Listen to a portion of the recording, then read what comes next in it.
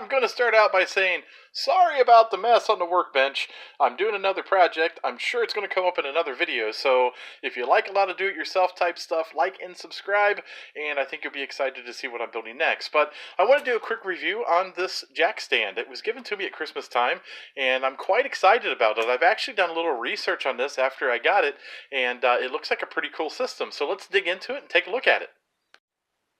So as you can see, they are literally a standard jack stand with a bottle jack kind of welded onto a plate next to it. And they're kind of cool. They still have some adjustments, so you can pull a pin and raise and lower this quite a few. Actually, you can 3 different positions, and they look like they're about 1.5 inches apart. So if you need a taller jack stand, you can do so. And then if you look down here, you can see that there are the safety latches, just like on any other jack stand, and this lever catches it.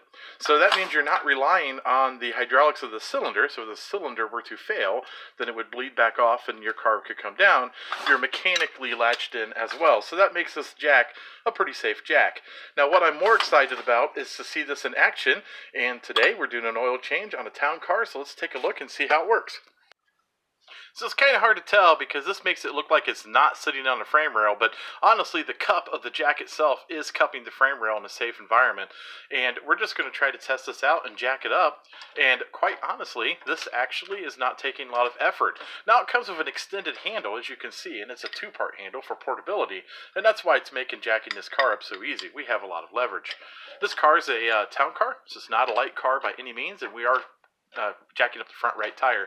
So we have the weight of the engine and the weight of the car on us. And if you notice, the safety latch catched. Now it's a very important piece of this. And let's go to the next level here so you can watch it. So we're still jacking the car up. And again, very easy. But now watch, the safety latch is going to latch. Here it goes. And now it's in the latch position.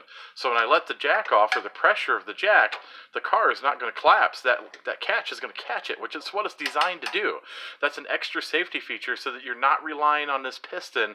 You're relying on the jack itself mechanically. A whole lot safer environment. So if you're working underneath the car, you're going to be a whole lot safer with this type of system. An absolute must whenever you're working under a car is not to rely on a jack. Always put a set of jack stands or something to brace the car while you're working underneath it. So what are my thoughts about this jack system? I actually really like it. I think it's pretty ingenious that somebody actually thought about including a bottle jack into a jack stand. It makes your life a whole lot easier. And if you do have your car up on jacks, you need to raise it just a little bit. It's always a pain in the rear end to put a jack under there, and you jack the car up a little bit more, then you raise the top a little bit, and you pin it. With this system, you just jack it up a little bit with a handle, and make sure it locks in place, and you're ready to go again. I really like them. I'm really glad I have a set of these in my garage now. And what I'll do is I'll take a look on Amazon and see if I can find a link to these, and if I can, I will put them in the description down below, so if you're interested yourself, you yourself can go buy some of these. I don't think they're super expensive. I'm sure they cost more than a set of jack stands, but regardless, I'll try to find a link and put them down below.